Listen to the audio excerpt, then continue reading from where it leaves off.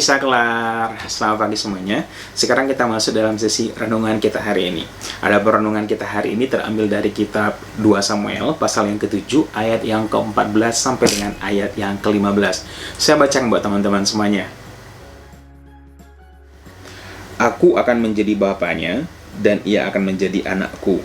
Apabila ia melakukan kesalahan, maka aku akan menghukum dia dengan rotan yang dipakai orang dan dengan pukulan yang diberikan anak-anak manusia. Tetapi kasih setiaku tidak akan hilang daripadanya, seperti yang kuhilangkan daripada Saul, yang telah kujauhkan dari hadapanmu. Nats yang barusan kita baca terambil dari kitab 2 Samuel pasal yang ke-7 dengan judul perikop Janji Tuhan mengenai keluarga dan kerajaan Daud. Jadi pada perikop ini diceritakan bagaimana setelah segala sesuatu berjalan dengan aman dan tentram, maka Daud ini berkata kepada Nabi Nathan bahwa dia hendak ingin membangun suatu buah rumah bagi Tuhan karena dia merasa nggak adil. Dia diberkati tinggal dalam satu buah rumah kayu aras, sedangkan kenapa rumah Tuhan atau tabut Tuhan itu tinggal di bawah tenda. Dan ketika hal ini disampaikan kepada Nabi Nathan, dan sebenarnya Nabi Nathan memandang baik, tetapi pada malam hari Tuhan berkata kepada Nabi Nathan supaya menyampaikan satu hal kepada Daud bahwa yang akan mendirikan rumah bagi Tuhan atau mendirikan rumah bagi Tuhan itu nanti bukan Daud sendiri, tetapi akan ada satu buah generasi, ada satu buah keturunan yang akan dibangkitkan Tuhan untuk membangun rumah bagi Tuhan. Dan berkat ini juga bersamaan dengan berkat yang akan diberikan ini, kesempatan untuk membangun rumah ini, Tuhan juga menyampaikan kepada Nabi Nathan bahwa nanti kerajaan itu akan kokoh di tangan anak-anaknya Daud. Dan berkat ini tidak hanya sampai di situ saja. Jadi tadi setelah berkat di mana Tuhan akan memberikan kesempatan buat anak-anaknya Daud untuk mendirikan bait suci atau rumahnya Tuhan, dan juga di mana Tuhan memberikan satu buah berkat di mana nanti kerajaan itu akan kokoh di tangannya Daud dan anak-anaknya, Tuhan juga akan memperlakukan atau mentreatment anak-anaknya Daud seperti anak-anaknya Tuhan sendiri. Jadi ada satu buah hubungan yang sangat intim, ada sebuah hubungan yang sangat dalam di mana Tuhan mengatakan bahwa nanti Tuhan akan bertindak sebagai bapa dan anak-anaknya Daud ini sebagai anaknya Tuhan sendiri. Tetapi berkat yang Tuhan sediakan itu bukan cuma satu buah hubungan yang dalam, yaitu hubungan antara bapa dan anak.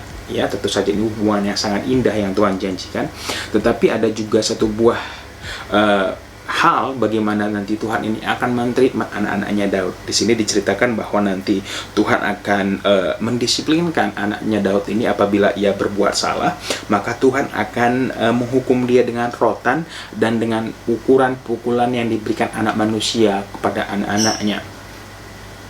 Jadi apa yang kita pelajari di sini bahwa Tuhan tidak hanya menyediakan berkat-berkat, Tuhan tidak hanya mengasihi Daud bersama dengan keturunannya, tapi ada satu buah treatment di mana nanti ketika anak-anaknya Daud ini lalai, tidak mendengarkan apa yang menjadi perintah Tuhan, akan ada satu buah treatment yang Tuhan lakukan sebagai bukti kasih Tuhan akan anak-anaknya Daud, yaitu rotan atau pukulan rotan. Jadi di zaman dulu itu kita melihat bagaimana seorang bapak yang bertanggung jawab terhadap anak-anaknya, maka dia akan mendisiplinkan anaknya supaya anaknya ini tidak sembarangan hidupnya, anaknya ini tidak salah jalan dengan pukulan rotan. Pelajaran apa yang kita bisa pelajari pada pagi hari ini? Pelajaran yang kita bisa pelajari adalah sama seperti bagaimana kita melihat Tuhan menjanjikan bagaimana Tuhan akan mentreatment Daud beserta anak-anaknya dengan pukulan rotan. Apa sih pukulan rotan? Ya, pukulan rotan yang diberikan oleh seorang bapa kepada anaknya bukan satu buah pukulan yang mematikan, bukan satu buah pukulan kebencian, bukan satu buah pukulan untuk melukai, tetapi pukulan rotan adalah satu buah pukulan yang teratur, ya, yang terukur. Bukan teratur ya, tapi terukur dengan maksud tujuan menyadarkan seorang anak akan kesalahannya dan mengembalikan si anak tersebut kembali kepada jalan yang sebenarnya. Jadi begini, ketika kita mengikut Tuhan, tidak berarti bahwa segala sesuatu yang kita jalani itu manis, ya kan? Karena biar bagaimanapun pukulan rotan ini walaupun terukur cukup sakit, ya. Kalau kita kena, ya menderita, ya. Jadi begitu juga dalam kehidupan kita.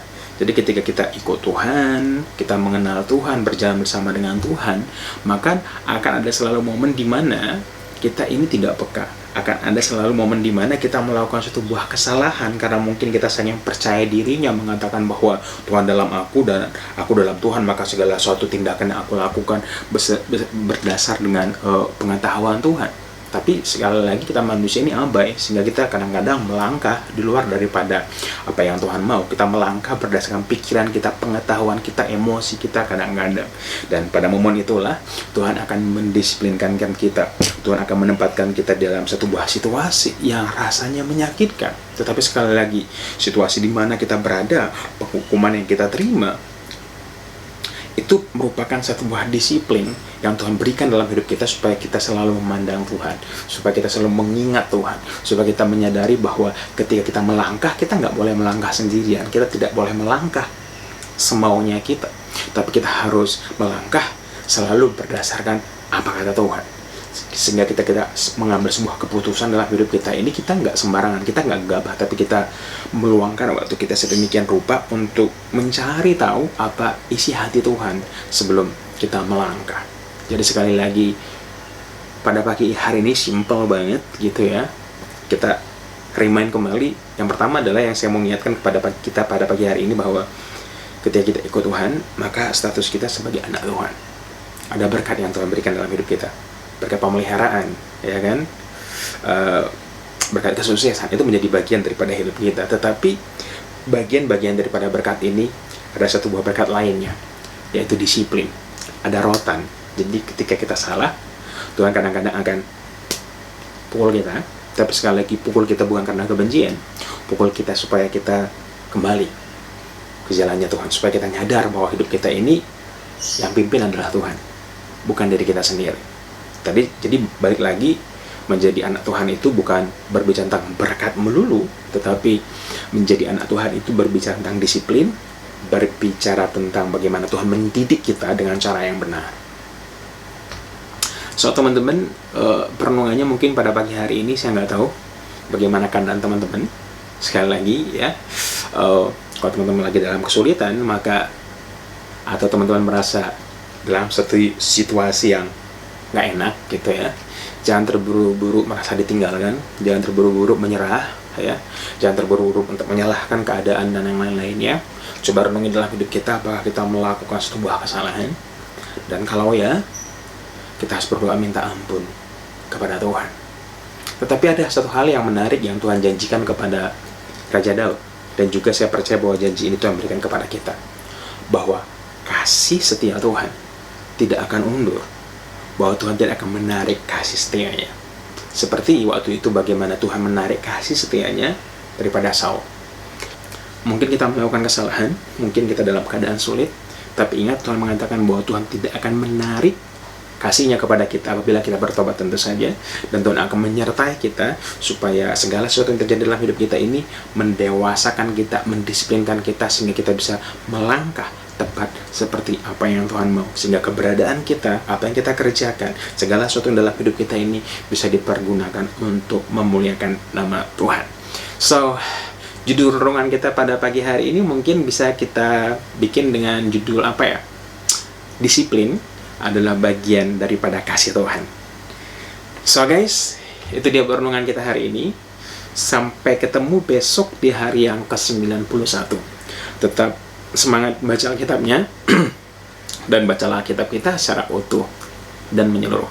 Tuhan Yesus memberkati kita semuanya. Dadah.